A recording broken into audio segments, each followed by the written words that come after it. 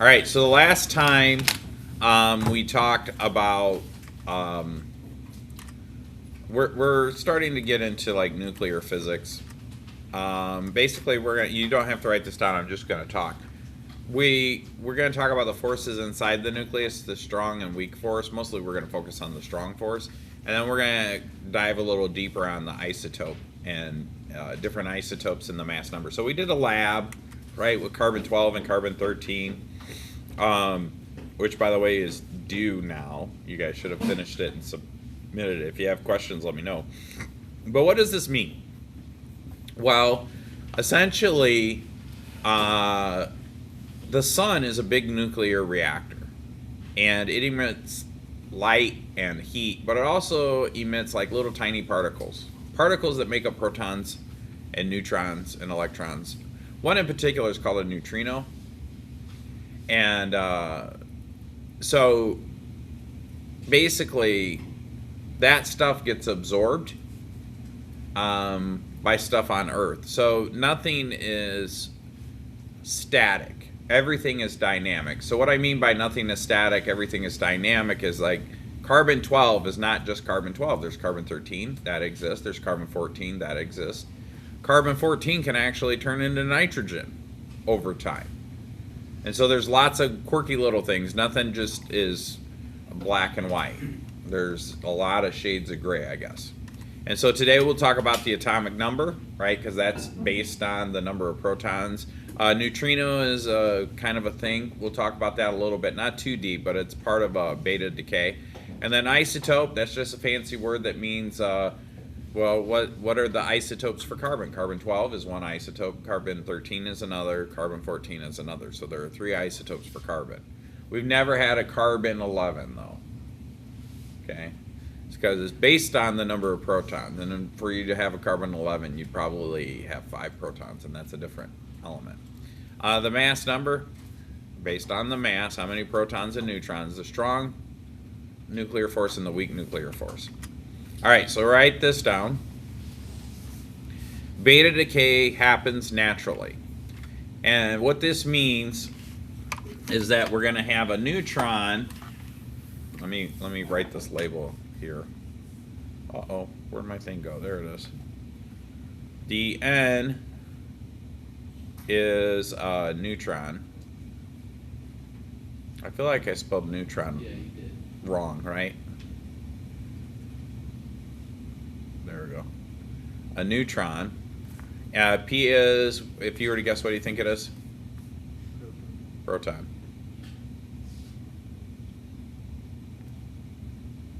What do you think this E stands for? Electron.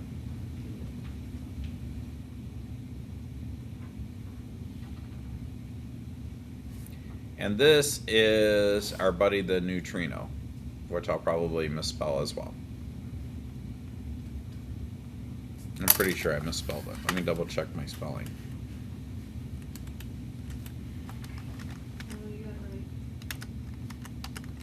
Is that how I spelled it on the other slide? Okay. And so, there are lots of neutrinos, right? The E stands for electron. It just means it's going to have a negative charge. Sometimes they refer to this as the neutrino electron. That's what the E stands for. But it's just it's a negatively charged particle, sort of. Actually, depending on the textbook, it's an anti-neutrino. So maybe we can call it an anti. I don't know. Just for you guys, just call it a neutrino. High school, we call it a neutrino, and then if you go to graduate level physics, there's different types of neutrinos. So what does this mean? That means that a neutron over time can decay. And so the neutron is made up of little things. And what happens is the neutron just kind of dissolves. So think of like dirt in water and you shake it up, right? And then you get like this mud.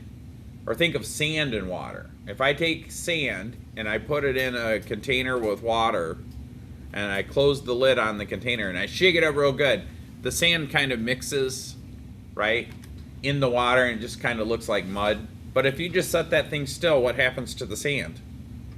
All the sand falls to the bottom. And that kind of, that's an analogy to kind of visualize what happens. Well, a neutron is made up of other stuff. And then over time, that other stuff can turn back into what it was. So a neutron can decay to become one proton, one electron, and one neutrino. Does that make sense? And so that's why we go from carbon-14 to, it actually turns into nitrogen-14 in some cases. And sometimes it just turns into carbon-13 and stuff. So we'll talk about that. You already have this image written down, but I do want you to write down these 2 bullet points. The size of an atom is defined by the electron cloud, which is 10 to the negative 10 meters in diameter. 10 to the negative 10 meters is equal to 1. You'll see it written like this, angstrom.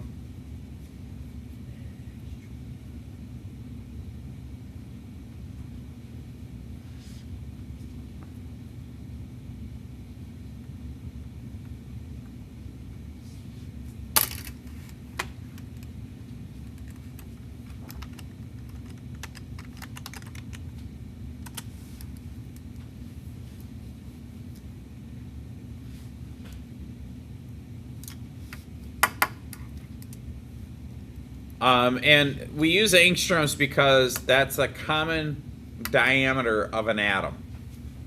So most atoms, no matter how dense they are, they live in that 1 angstrom space, or 10 to the negative 10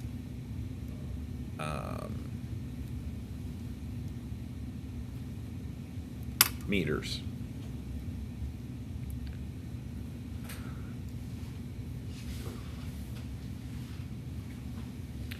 So well, let me rephrase that. You can have a 2 angstrom diameter, right?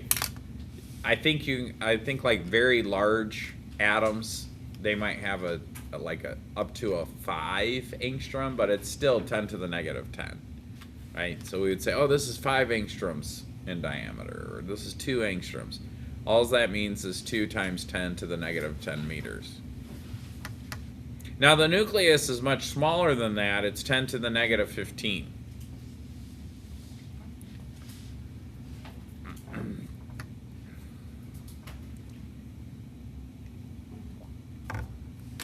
And we should have drawn this cloud the last time that we took notes.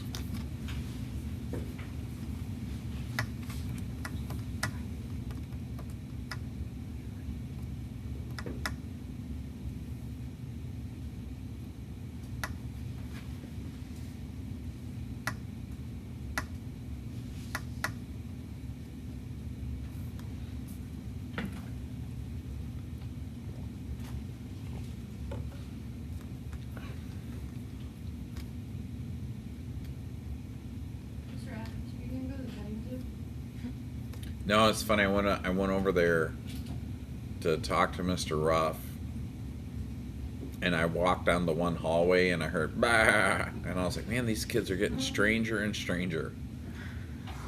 And I just kept hearing bah, and I said, what is wrong with these kids? And then I walked down the hallway, and I was like, oh, it's a goat. I was like, whatever. Or it wasn't a goat. I don't know if it was a goat or a lamb or something. I didn't look. Or if it's sheep. I don't know. I saw hay. And then they had the fences and stuff, and then I was like, oh, okay. They must be doing the petting zoo today. and then I saw some student in muck boots, and I was like, oh, okay, they're setting up for the petting zoo today. All right, can I move on to the next thing? Yep. I gotta go first, sorry, because the animal science teacher. You don't need to write this down. Let's write this down though. The electric force holds so we're talking about different forces. So electric forces hold an electron in place, very similar to gravity. Okay?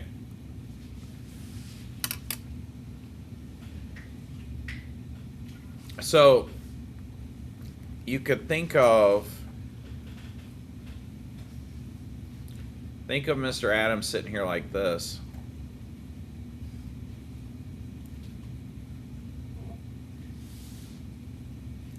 And I have a piece of string, and I have a can on the end of, or a rock or something on the end of the string, and I'm twirling it around.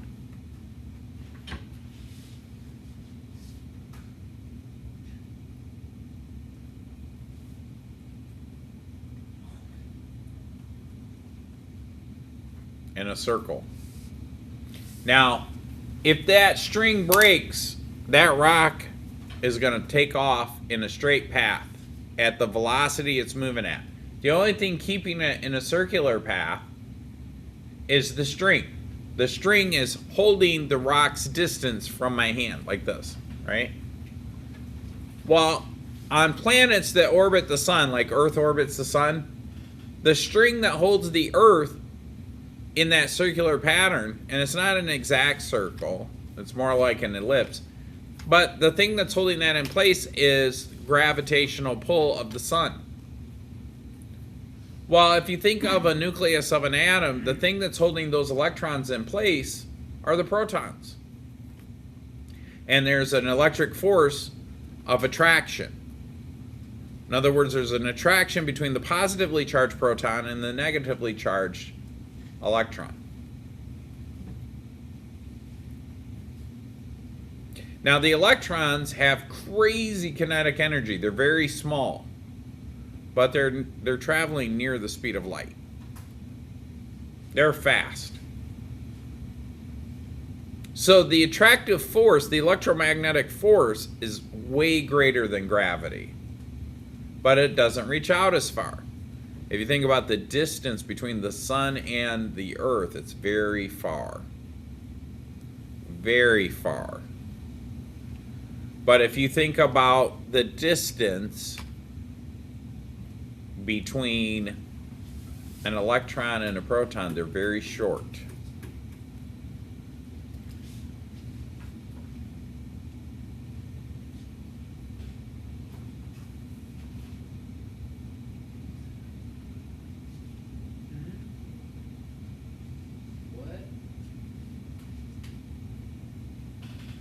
You guys being goofy back there?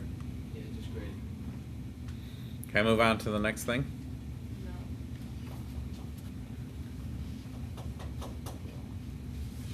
No. Extra credit if you draw the stick figure guy. Not really. Mr. Adams. Lying's not cool, Mr. Adams. I was honest. I told you I'm not really going to give you extra credit. Yeah, but I you lied labeled your first, name too. Did ya? Yeah.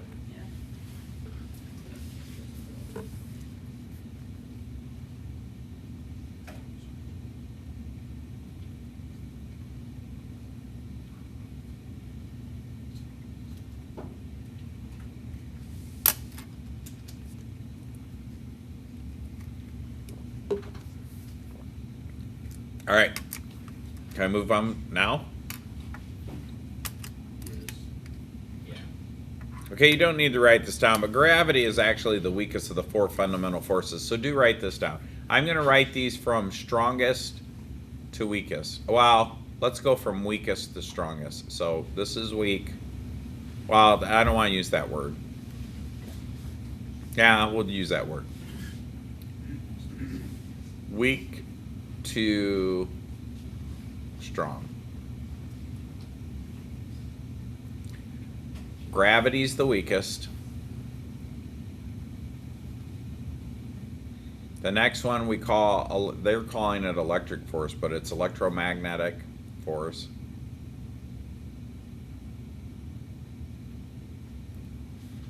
The next one is the weak force.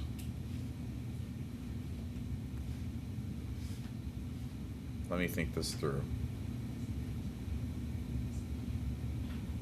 Well, it's tough to say. I'm going to say, I think the weak, yeah, it's the weak force. And it's the strong force.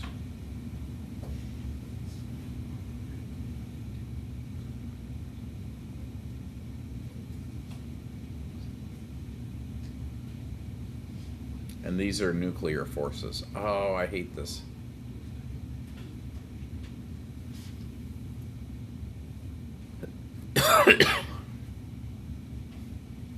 Well, I'm going to spell it like this. Nuclear. That's supposed to be nuclear. It won't let me write it.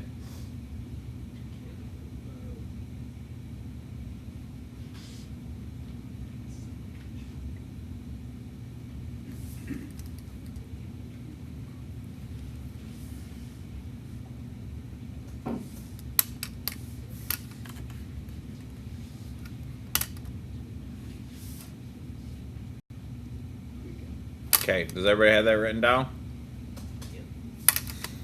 All right.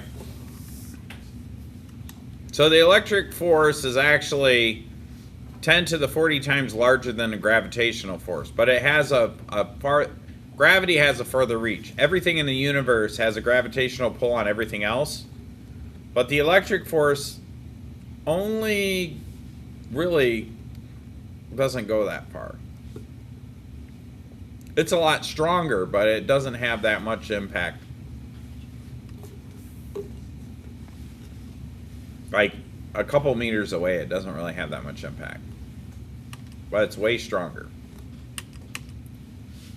So, think about the protons inside of the nucleus of an atom.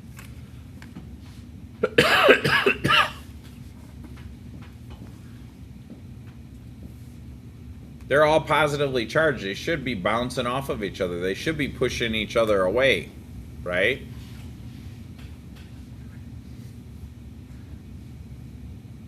But they don't, because there's a thing called the strong nuclear force that pulls them together. So it's an attractive force.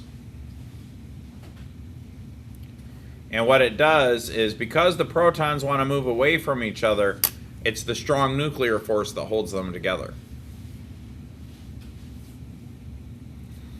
And it's even larger and stronger because the electrostatic force wants to push them away. So obviously the strong nuclear force has to be stronger than the electromagnetic force.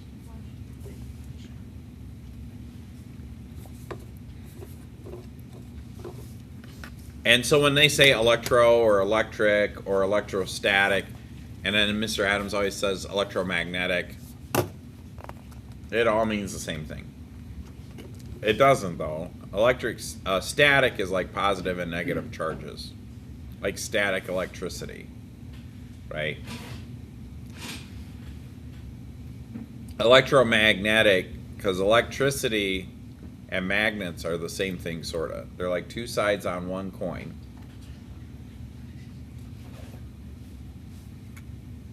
If you have electricity, then you have magnetism. If you have magnetism, you can generate electricity. They have an impact on each other. And those forces generated by those is based on positive and negative charges. But the strong nuclear force can overcome it. Now, in other words, we got two protons that have a positive charge. They want to push away from each other. But the strong nuclear force pulls them in together. Okay?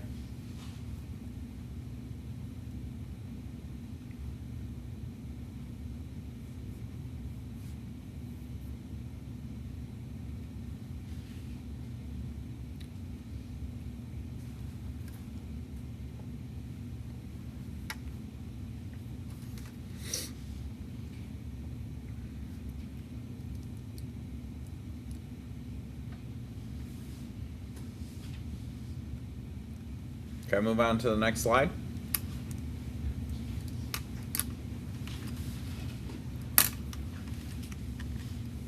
So the strong nuclear force, in other words, this one, these two charges, this wants to go this way. This wants to go this way. They want to get as far away from each other as possible. But it's the strong nuclear force that keeps them together. So the strong nuclear force overcomes that natural electrostatic force. And it not only does it attract the protons to get closer together, but it attracts the neutrinos, not neutrinos, the neutrons. And it binds the whole nucleus together. The reason the nucleus is all one dense center of an atom is because of the strong nuclear force. And it doesn't care what the charge is.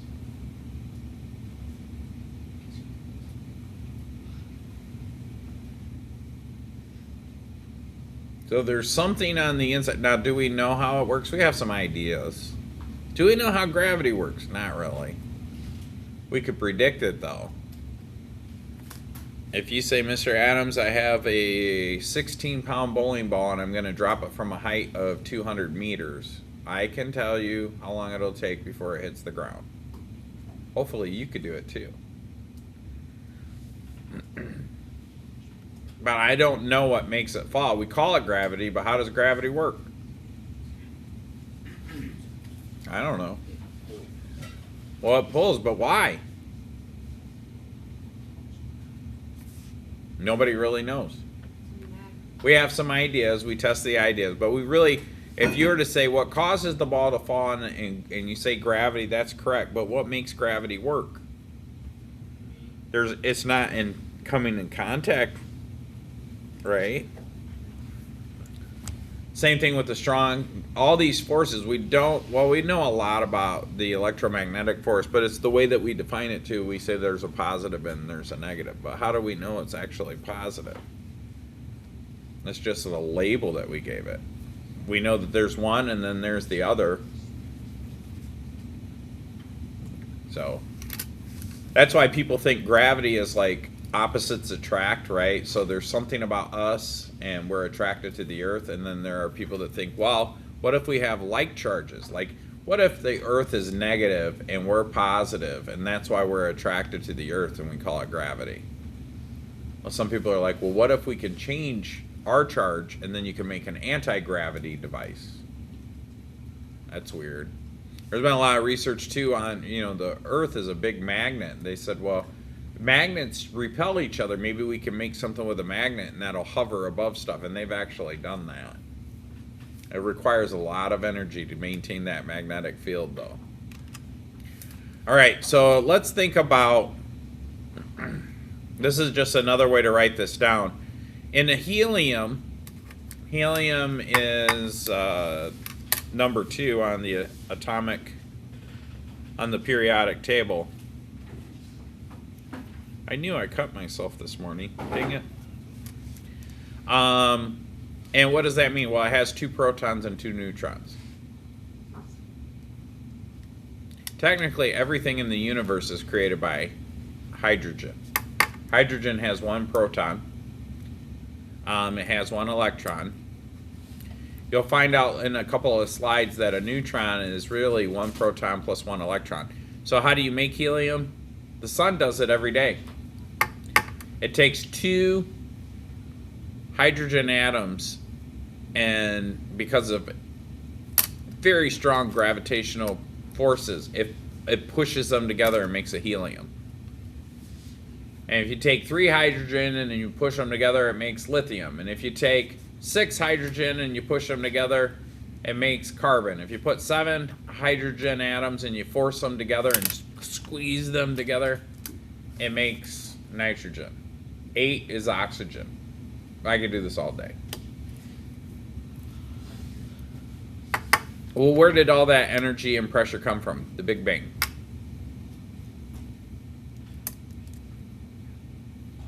A lot of gravity. Some black holes were involved.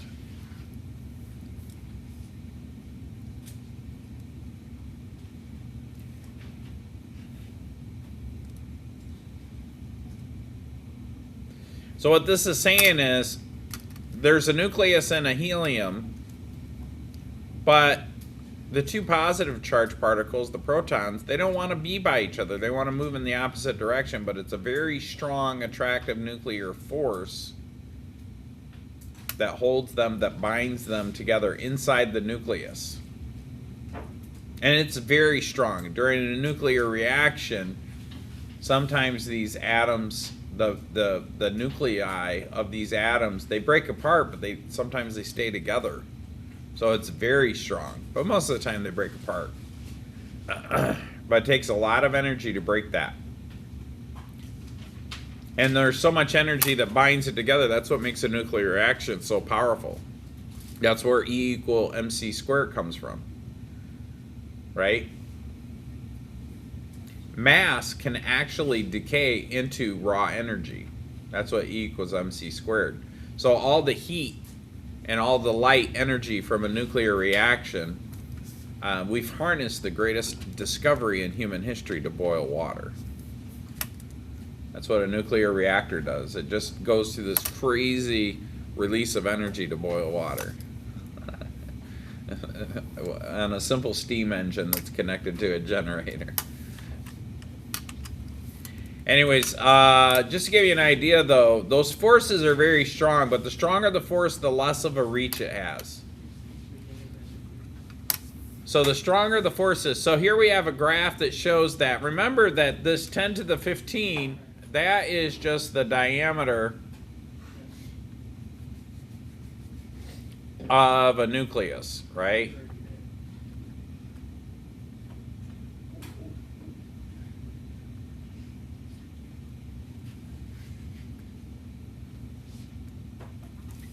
So the strong force is very strong inside the nucleus, but as you get further and further away from the nucleus, not so much. The electrostatic force is pretty strong, not as strong as the strong force. But once you get outside of the nucleus, this still kind of works. It has to, because that's what keeps the electron in orbit around the proton, or the nucleus, right?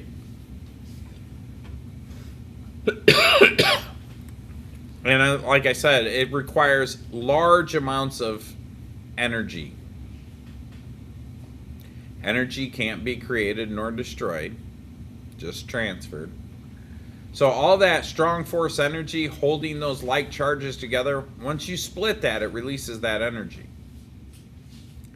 Fuel rods, it would surprise you to see how big a fuel rod is in a nuclear reactor and the amount of energy that's released from it. E equals mc squared is the energy is equal to the mass of the object times the speed of light squared.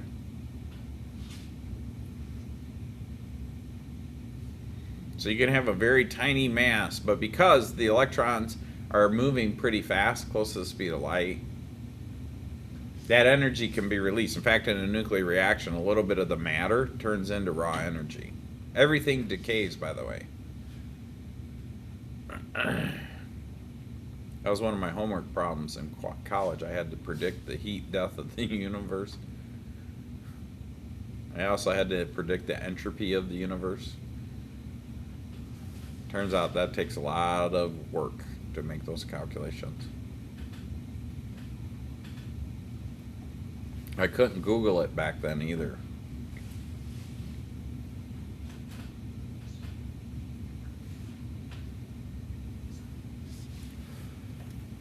When I went to my professor, he said, "Why don't you figure out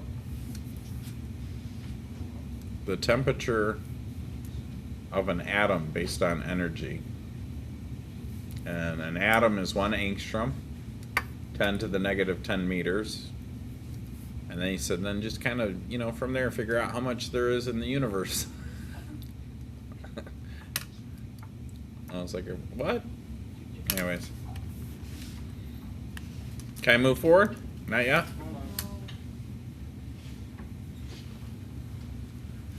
That was my first homework assignment for that class, by the way. He gave us 2 weeks to make those calculations. And I said, oh, I'm not dumb. If he gives us 2 weeks, I'm gonna need at least a week. Turns out I needed the whole 2 weeks.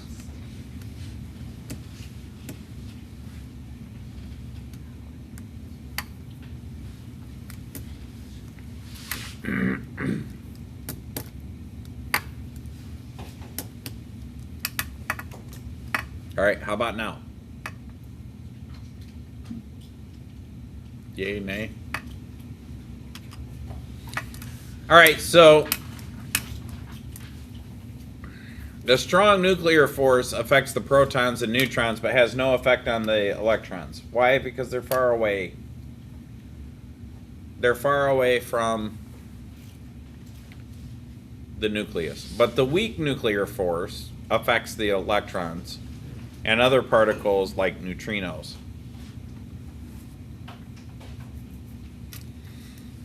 Now, we don't talk a lot about the weak nuclear force today, but it exists.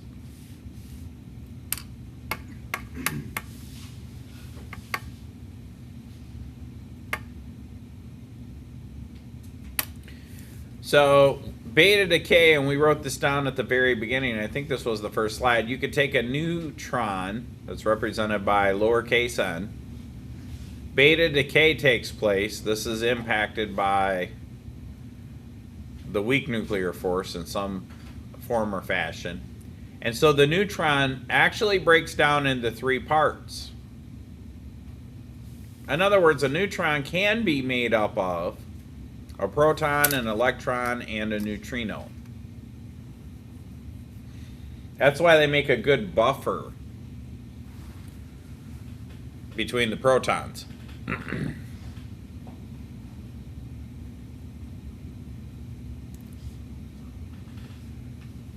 Because technically, and this all boils down to magnetic spins, but they have, I'm going to simplify it for high school. Inside the neutron, which is overall neutral, it can contain a positive and a negative charge inside of it. But it's neutral. Why? Because it has a positive and a negative on the inside. It can contain. And it really boils down to magnetic spins. I'm not going to explain all that stuff to you today. I can't. That's something you got to learn in graduate school. But the protons are able to connect to a neutron because it is neutral. And the strong force helps them overcome any other obstacle.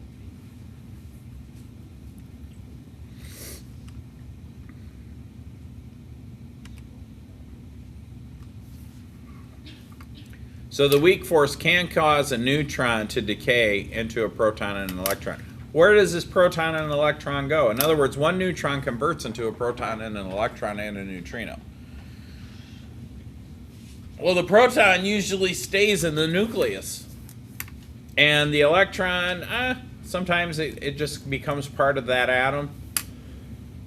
The neutrino is very tiny. Who knows what it does? Okay. I want to point out that when we talk about nuclear physics, physics in general, stuff is usually not black and white. There's a lot of gray.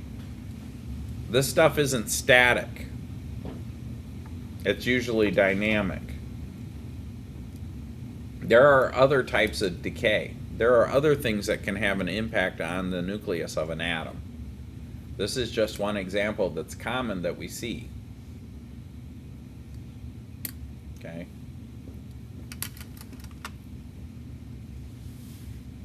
Can I move on to the next slide? Huh? No. Okay. Okay, you're good. Okay. You don't need to write this down. You don't need to write this down. It's just saying, are gold atoms the same? Remember, alchemy started all this stuff with chemistry. People thought that if you figured out what made up stuff, you could make gold.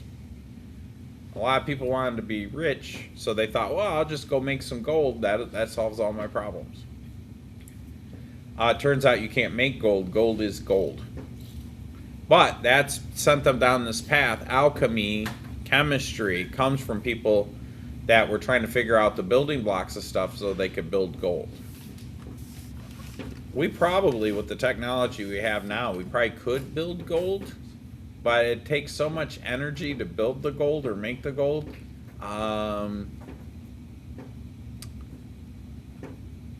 It costs more than the value of the gold, I would guess. Maybe, I don't know. There's a reason we haven't done it. Again, you don't need to write this down. We wrote this down kind of in our last set of notes. J.J. Thompson and Aston, they said that not all atoms are the same. So carbon has 6 protons. So carbon-13 has 1 extra neutron. You should have picked that up from your lab that we did. Carbon-14 has 2 extra neutrons. And we just said that neutrons can actually decay. So I'm just going to go through here and just show you some different examples. So this formula that you see here, basically, A represents the atomic mass. What is it equal to? Z represents the number of protons. N represents the number of neutrons.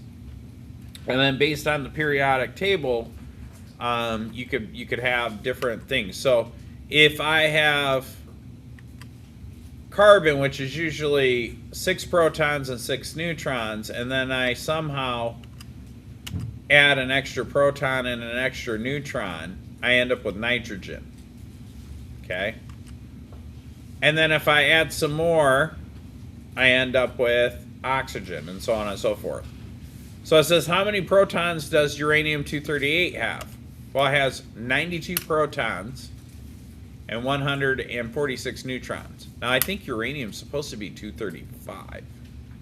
So when they talk about uranium enrichment for nuclear reactors, and you guys don't have to write any of this down, I want you to read it off the screen. We actually add extra protons. We add extra stuff to make the uranium slightly unstable.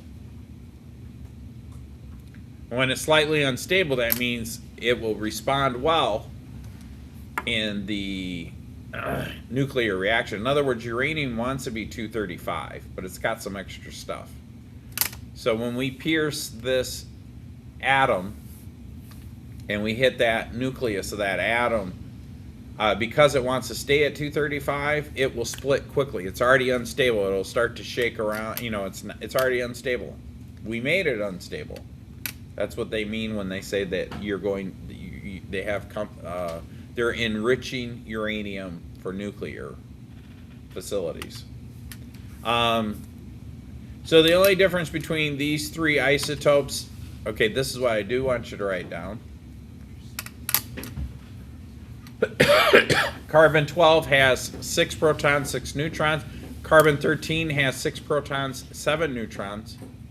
Carbon-14 has 6 protons and 8 neutrons. How does it get the extra neutrons? The sun. The sun is a massive fission/fusion nuclear reactor that bombards the Earth with billions of neutrinos and other tiny, tiny particles that make up protons and electrons and neutrons. And wherever they land, they land. And whatever combo they land in, it might be a neutron, right? Neutron seems to be a thing. Right? And then from there, because there's an extra neutron, carbon-14 has 2 extra neutrons. It could go through beta decay. And you may not remember this, but beta decay is where a neutron turns into a proton and an electron and a neutrino. So then that extra proton just kind of hangs out in the nucleus. So now it has 7 protons. That extra electron has to balance with the proton, so it hangs out in the electron cloud somewhere. So carbon-14 can actually turn into nitrogen-14. And then some of the heavier elements, they go backwards. Through different types of decay, they actually go in the opposite direction. Carbon-12 turning into carbon or nitrogen-14. It's just moving up 1. Some of the heavier elements will move down 1 or move down 2 over time. So like I said, nothing is static, everything is dynamic. Now sometimes it takes a very long time. Carbon-14 dating, the half-life of carbon-14, 5,700 years. Now we're humans, so we're made up mostly of carbon and hydrogen and oxygen. If we lived forever, our bodies would you know, eventually turn into something else. Yeah. Can I use the restroom? Yeah. Yeah. Everybody have this written down? Can I move on to the next thing? Is that a yes or a no? All right. Yes. Write this down. We're almost done, by the way. Then you guys get to do your homework for the weekend. That's exciting.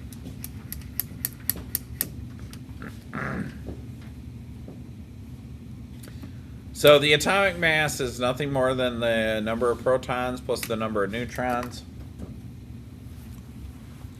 Carbon 12 is an isotope. That's one variation of carbon. It has 6 protons, 6 neutrons. Carbon 13 has 1 extra neutron. And carbon 14 has 2 extra neutrons. When you look at the periodic table, carbon, the atomic number 6, has an atomic mass of 12.011. That 0.011 comes from carbon 13 and carbon 14.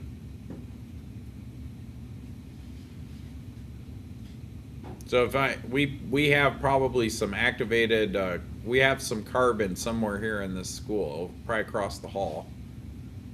We probably have activated charcoal over there, which is just carbon. And if I could figure out what percentage I had of carbon 12, carbon 13, carbon 14, and the mass of it, that would give me the atomic mass, right? The average between carbon 12, carbon 13, and carbon 14 would be about 12.011.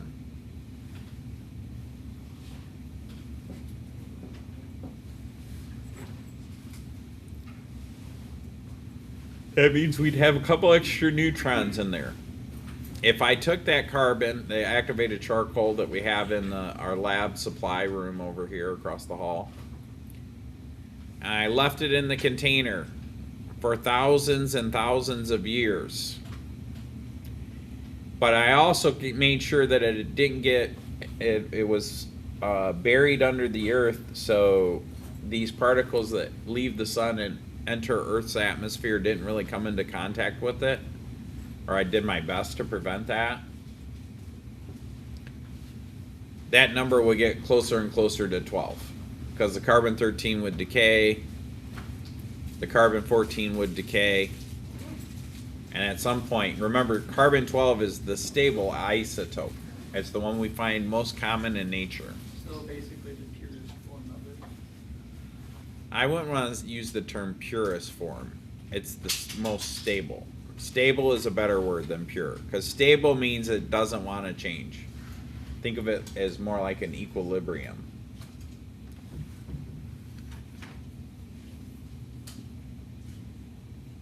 When you add an extra neutron, that kind of messes up the soup.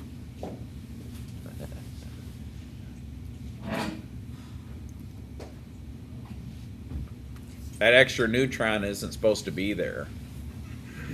And so it makes it, maybe when we're done taking notes, I'll show you a simulator when you make isotopes, what happens inside the atom. Yeah, that's a good idea, actually. And they become a little more unstable, and when they're unstable, they're fidgety. Think of it like that. Carbon 14 is carbon 12 on lots of coffee. Oh. They're fidgety. And the only way they can calm down is they gotta get rid of that coffee, that extra caffeine in their system. And so the neutrons will break down into protons and electrons. Carbon 12 is just chill and nonchalant. You guys have that written down yet?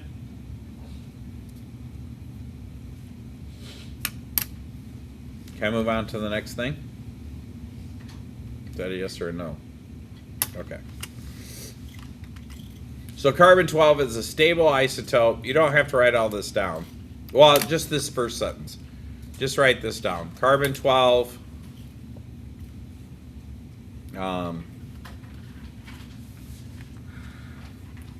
you don't have to write this down.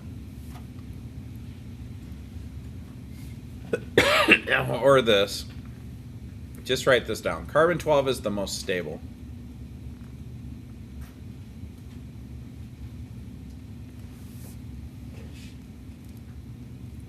Carbon-12 will never break down and give up a proton. If it has 6 neutrons, it doesn't break down and give up a neutron. It's stable. Carbon-13 has that extra neutron, and what it does is it throws it. Well, I'll just show you the simulator so you can actually see it.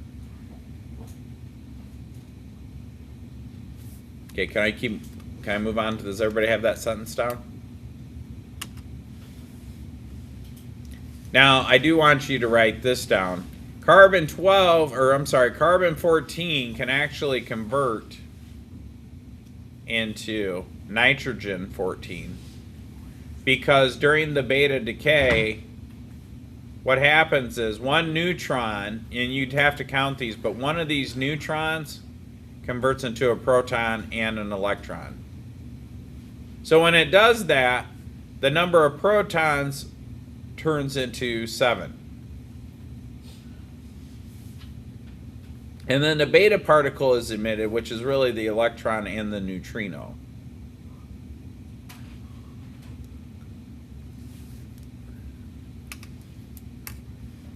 Now what it does with that extra electron, neutrino, or beta particle,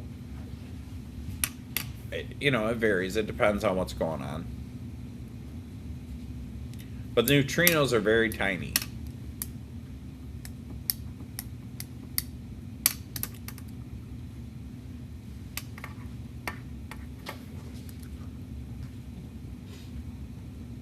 I think there's only one more slide after this.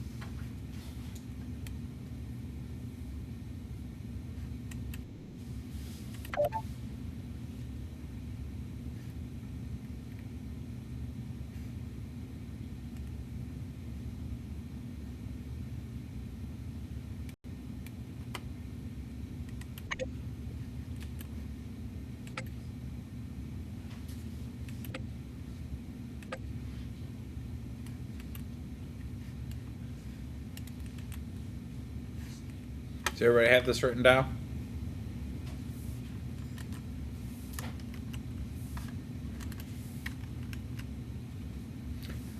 You don't have to write this down. I just want to show you this. So when you shine light on things, it reflects the light. And this is based on the interaction. The electrons absorb the energy and then they release it. The number of electrons are pretty close to the number of protons. And so depending on the frequency in which we see these peaks will tell us how many, it basically tells us the atomic mass. So we do this all the time at Notre Dame. We, especially in chemical engineering, you think you're going to put some things together, you want to double check, right? So if I want to synthesize something, I take a bunch of chemicals and I put them in, I mix them together, and then I make something new. I want to make sure the stuff that's new is what it's supposed to be. So you measure all the stuff that you put in, run it through a mass spectrometer, make sure you have a certain amount of stuff, and then you make the new stuff, and then you measure it. Now this is also common, like a long time ago we used this stuff to figure out what is moon sand made of. So you could take some moon sand, shine it through a special type of light, And based on where you have these peaks, it tells you the different elements in the moon sand or components and stuff like that. It's just kind of a neat feature. This is, I think, the last slide, yeah. So write that down.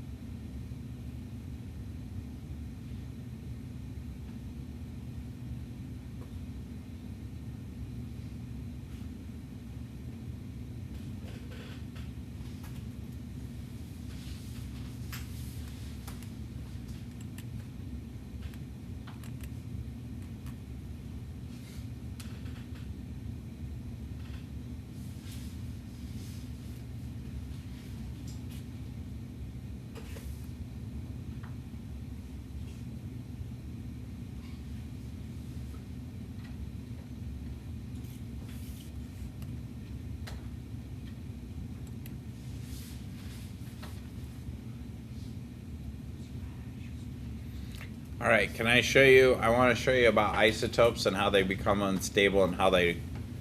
So earlier we were talking about carbon-12, and somebody said, I can't remember what they said, but I said it's the most stable. So take a look at this. This is a simulator, but this is actually what happens. So this is a carbon-12 nucleus. It has 6 protons and 6 neutrons, right? And you see it here, and 6 electrons. This atom is very stable. It's very balanced. The electron cloud is the blue thing, because those electrons are going really, really, really, really fast.